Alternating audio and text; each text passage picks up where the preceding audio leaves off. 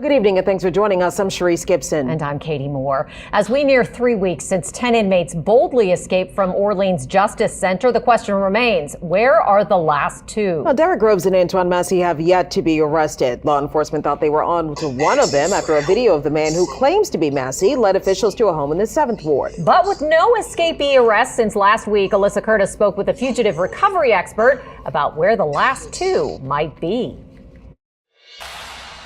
They ran through the cracks of a jail that was supposed to hold them in. Now, nearly 3 weeks later, two fugitives are still on the run. President of the National Association of Fugitive Recovery Agents, Chuck Jordan, sees escapes often, but this one stunned him. It's just an incredible security lapse. And city leaders seem to agree. City council's weighing whether they should hand Sheriff Hudson more than $1 million she says is needed to fix the jail. She has plenty of money already available to be able to cover these expenses. As they make a decision, the focus remains on finding Antoine Massey and Derek Groves, the task seeming to be harder than finding the other 8. The first 5 caught didn't get far. I think it was more of an opportunistic escape. I don't think there was a whole lot of planning that went into it, at least not by all 10. A video posted to Instagram of a man claiming to be Massey asking for help from the world led law enforcement to a home in the 7th Ward. When they got there, Massey wasn't there, but they say some of his clothes were left behind. So where to next? Jordan says Massey probably isn't far, but Groves could be anywhere. He might be a little bit more careful, and he may have some, friends or relatives from outside the area that he was able to use as a resource. So there's a decent possibility that he's not around. But the other guy posted on social media, wouldn't surprise me if he's, within a half mile of the jail. With the 3-week mark quickly approaching, elected officials seemingly want Groves and Massey back in custody expeditiously. If you want to plead your innocence, like Colonel Hodges says, there's a court of law that's designed to be able to do that. Jordan says it's likely getting harder. There's a decent chance that they might be able to stay on the run for several months. But says eventually it's only a matter of time before they slip up. In New Orleans, Alyssa Curtis, WWL Louisiana. Tonight, for the first time since the escape, we're hearing from a relative of one of the escapees. Lenton Van Buren was awaiting trial for second-degree murder when he escaped. He was recaptured in Baton Rouge. His mother tells us she was able to have a conversation with her son today, but instead of a call from the Orleans Justice Center, she spoke with him at Angola Prison. It's very overwhelming. I didn't think I'd ever be on the news for my son. Of course, I don't condone him, breaking out of jail, but at the end of the day, he's still my child. In an exclusive interview, Van Buren's mother spoke with Eleanor Tabone. See that story at 6. Here's another look at those 2 inmates who are still on the run tonight. Derek Groves is a convicted killer awaiting sentencing. Massey was awaiting trial for armed robbery and aggravated assault. The last time law enforcement captured an escapee was back on Memorial Day. You can find information on how to submit a tip to help catch them on our website, WWLTV.com. Has captured a 9th inmate who escaped from a New Orleans jail last month, but one is still on the run. Antoine Massey was captured at a home in New Orleans yesterday afternoon, according to the Orleans Parish Sheriff Office. The 33-year-old Massey was being held on domestic abuse charges and vehicle theft when he and 9 others escaped. Earlier this month, a man claiming to be Massey appeared on a social media video proclaiming innocence. A Crime Stoppers tip led to Massey's capture. Hello, y'all. Welcome to Bam Bam Raw TV. I'm Bam Bam, a.k.a. the 411 Giant. Hey, hit that like button, subscribe, and hit that bell icon so you know my next video coming out. On this episode here, we're going to talk about the arrest and capture of Antoine Massey. And some of the things that Antoine Massey, Derek Grove, according to my last information, he's still on the move. And they suspect that his ex-girlfriend, who was a correctional officer there, had something to do with it. Hope that's not the case, but naturally they're gonna pursue every avenue. But let's get to Antoine Massey. Now, people looking at what he did. They're looking at what he did, and they like, oh man, this dude's bringing the. I think maybe Massey didn't think he was gonna get too far. Massey knew he wasn't gonna last too long. They got cameras on every corner. They got people everywhere. They got Crime Stoppers. you're not gonna last too long, period. But it's good. It's good to try. You're supposed to always try because you may be that 1-2% that can get past that. They ain't called Cooper yet. You know what I'm saying? So now with Massey, look at what the strategy Massey did. Massey proclaimed his innocence. He made him a media self. He got media attention. He made himself not just be a criminal or just not be somebody. He made himself a real live person. He made himself a real live person by speaking on his behalf, proclaiming his innocence. You see what I'm saying? And by reaching out through the Facebook or wherever, people say, okay, well, I mean, that's crazy because they're going to eventually go. I don't know. But I think that was a damn good strategy. I said, because when he was reaching out, he was proclaiming his innocence. All this stuff here is stuff that can be drawn on in court. I think that the little time that they can get for this escape concerning some of the crimes that they have and even the accusation they have against them, they don't want them accusation on them if they're not true. And it's worth speaking up about. The man didn't get out here and just keep running. He felt like he was innocent. So what he did, he reached out to the people who were supposed to protect his innocence. So now I got to give him credit for that. And I give him much respect for that. He continued to go to, but I also think about that. What people fail to realize that you got these people who have this closed mindset.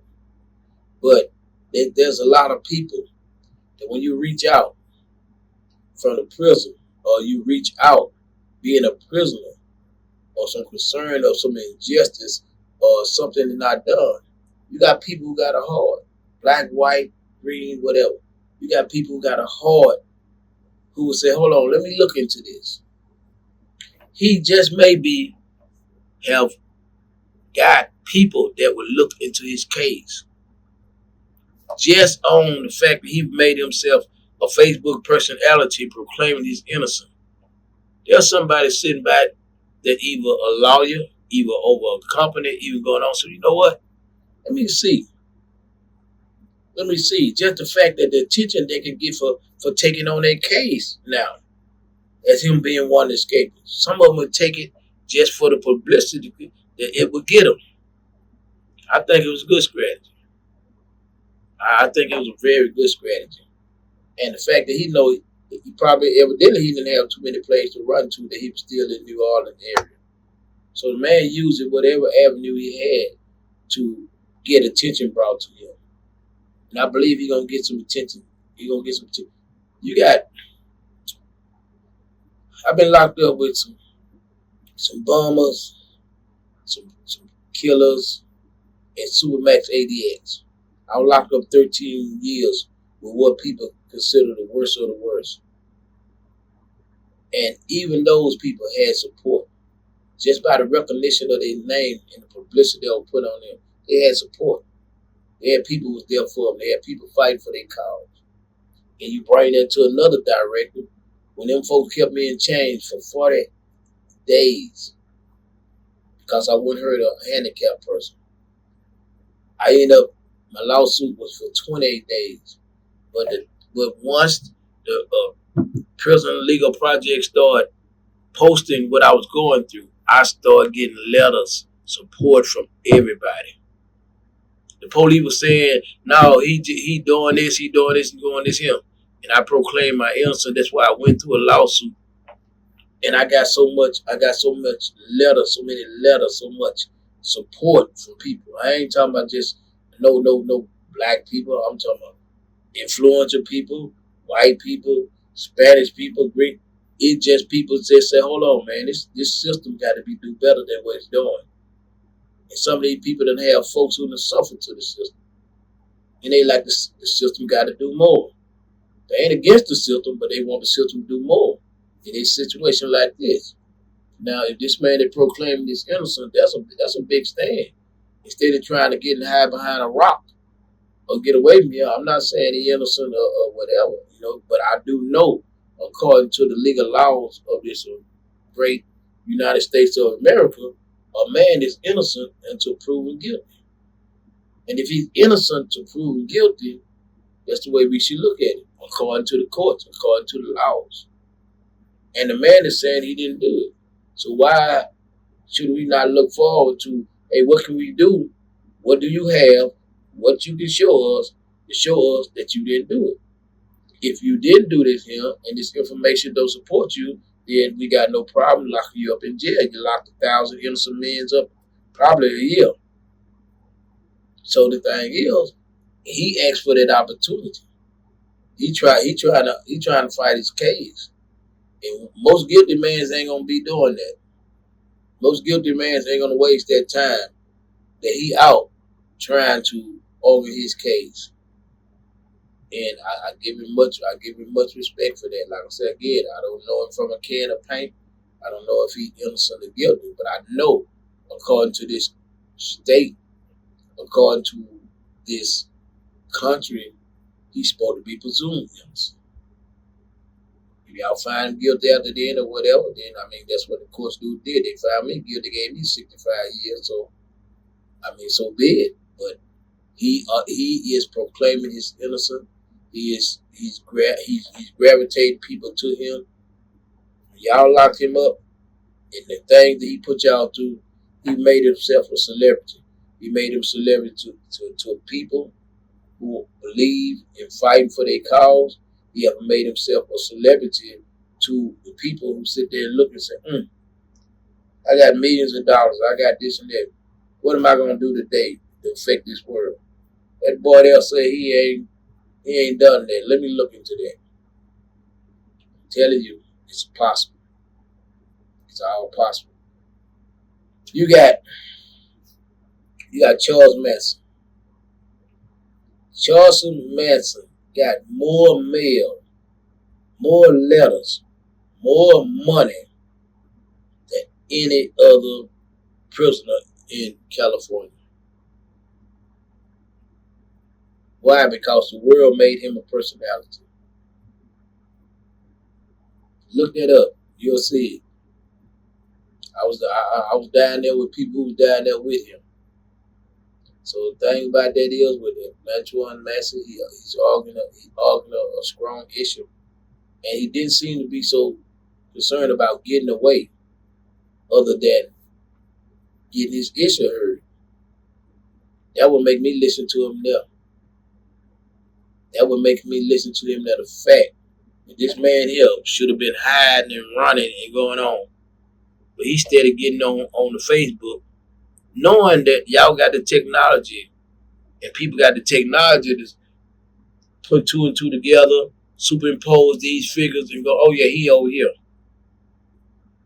And when the man got caught, he made sure that he was not endangering nobody else. He made sure that I'm so thankful to God that the man y'all didn't kill him just to keep from being able to talk. You know what I'm saying? So, like I said, just my opinion and what people ask me, and I give you my thing. I said I think it's some science behind what he's doing. I think he didn't care to get away. He wanted to bring some attention to the fact that his injustice that he felt was done.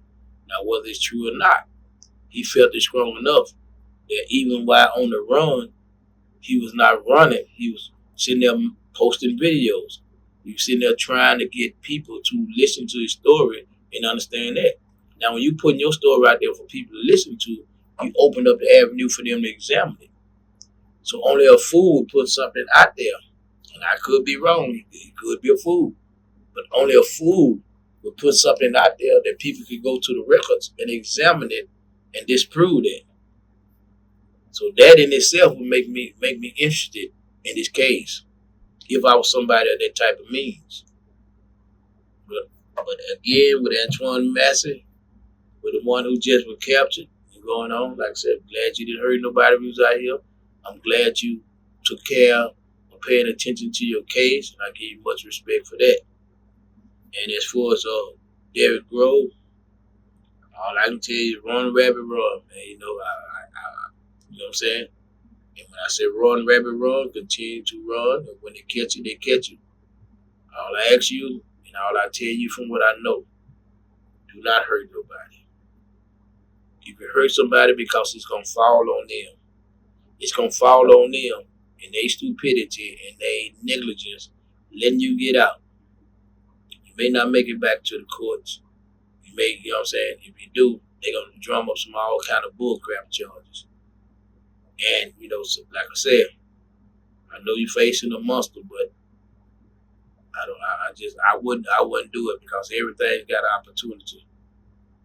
So again, that's my respect to y'all brothers. You stay safe out there, Grove. Keep everybody safe around you. Don't do nothing crazy. But continue to run, rabbit, run, man. I mean, I got much respect for y'all. No, that's why the bird cage don't, what they say, the cage bird don't sing. Never, I did all the time in my life, and I never liked it. I can't never lack captivity. I do it. I ain't gonna never lack it. And I don't think no man should, because we're not animals, we're human beings. No matter what color we are. So again, much love. Again to you, Derek Grove. Don't hurt nobody. Antoine Massey. Your message got out there, man, because people been listening, they've been looking, and this story had cost them.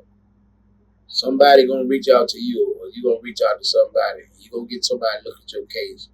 If you got a substantial case, and it can actually got some stuff to show your innocence of this particular thing, just because you been accused of it once don't mean you did it twice. See, people out here in society are smart enough to know that, especially if you're dealing with, I'm just saying, dealing with people. They already know. If you're a dude that caught a burglary, then I'm not going to go there and say, hey, look here. When I'm telling a lie on you, I'm not going to say, hey, he kicked my car door. No. I'm going to stick to what I know you've been arrested for. I'm saying he burglarized my house. Because I know that's going to be more easily believed because you have had one of them. But I know not a million people. I know a bunch of homeboys. They done did one thing once and they never did it again. They never did it again. They may did something else. But they never did that again because it didn't fit right with them.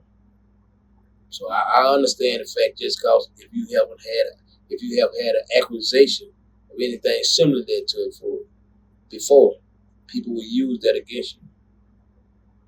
And they will automatically say you'd have done that because they know they're more believable because of what's in your record. Again, brother, like I said, if you didn't do it, I wish you the best. If you did it, whatever consequence you suffer, you live with it. All right, this Bamm Raw TV. I said, look here, hit that like button, subscribe, hit that bell icon so you know next video come out. All right, Dave Grove, you stay moving. Antoine Massey, get on your legal work, man, and contact you some people if they ain't already contacted you. All right, peace. Louisiana Attorney General Liz Murrill officially charges the 10 men who broke out of the Orleans Justice Center with simple escape. Derek Groves is the last man on the run after U.S. Marshals captured Antoine Massey Friday. As Gabby Killett reports, experts say Massey could be in talks with authorities after his arrest. They're going to definitely want to talk to him at length. Experts say investigators are likely asking escapee Antoine Massey for his help in determining exactly how 10 men broke out of the Orleans Justice Center last month. Joe Jackalone is a retired New York Police Department sergeant and professor of criminal justice at John Jay College in New York. He says officials are likely further investigating whether more people from inside the jail helped the men escape. But if they can, maybe they make a deal with him, say if there was people on the inside that helped you with this, maybe we won't, hit you too hard with additional charges. Fox 8 legal analyst Joe Raspani says reaching such a deal could be complicated. You can't be the arsonist and try to get credit for putting the fire out. So if he was the one who instigated this or one of the ones, it depends on what they're going to want to give him something for. Respani says even if Massey talks, it's up to police to determine if his information is worthwhile. Most people get a chance to give information to the police at some time during their tenure in their custody. Whether or not it's worth anything or whether or not they're really giving up anything of value remains to be seen. Jackalone says the most important thing now is finding the last escapee on the run, Derek Groves. Well, they need to definitely find him and get him off the streets. Tips are really important. I think giving out the Crime Stoppers number or the reward hotline, whatever it may be, is also an important aspect of finding the last piece of this prison escape. Jackalone adds that despite the ways Groves may have changed his appearance, one human feature is almost always recognizable. Things that never change on people are their ears. So, I mean, if you take a look at pictures, no matter how people try to change, the ears are always the same. And anyone with information on Derek Groves' whereabouts is asked to call Crime Stoppers at 504-822-1111. The reward for any information that leads directly to Groves' arrest is $50,000, and you can stay anonymous. The Orleans Parish Sheriff is standing by her leadership months after a massive jailbreak, plumbing issues, and a mistaken release. Good evening, and thanks for joining us. I'm Sharice Gibson. Shortly after the escape, Sheriff Susan Hudson suspended her campaign, but she's since qualified for re-election, and as Amelia Strahan shows, she's defending her handling of problems she says she inherited. But what I knew at that moment was that time had caught up with us. Almost 3 months after 10 inmates escaped Orleans Justice Center, Sheriff Susan Hudson is telling what she calls the true story. The real timeline of events does not start in May. It starts way before that. Weeks into her re-election campaign, Hudson sat down with CBS News, recounting the morning of the escape. It was a shock, to say the least. In the interview, the sheriff dodged almost all responsibility for the historic jailbreak. She blames broken locks, budget issues, and staffing shortages, all things she says she inherited when she took office. And I said, from day one, this jail was built incorrectly. The sheriff also pointed a finger at city leaders. For the last 3 years, I've been saying this every year during budget cycle. Every chance I get that I have a chance to speak to the city government, and it's not been rectified. I sounded the alarms, but I didn't make those alarms loud enough, apparently. The council member Joe Giarrusso says he didn't sense any alarm bells when her office emailed him just weeks before the break. And it highlights a number of needs. But if you really look at the email, there's a number of things other than the locks that they say take priority.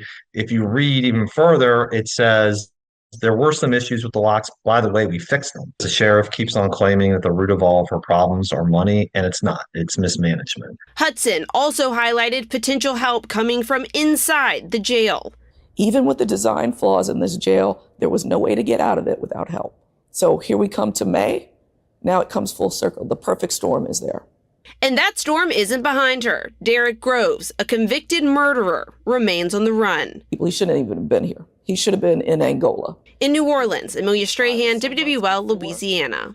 Almost 2 months ago, another inmate at Orleans Justice Center was released on accident. Hudson blamed that on a clerical issue involving a shared last name.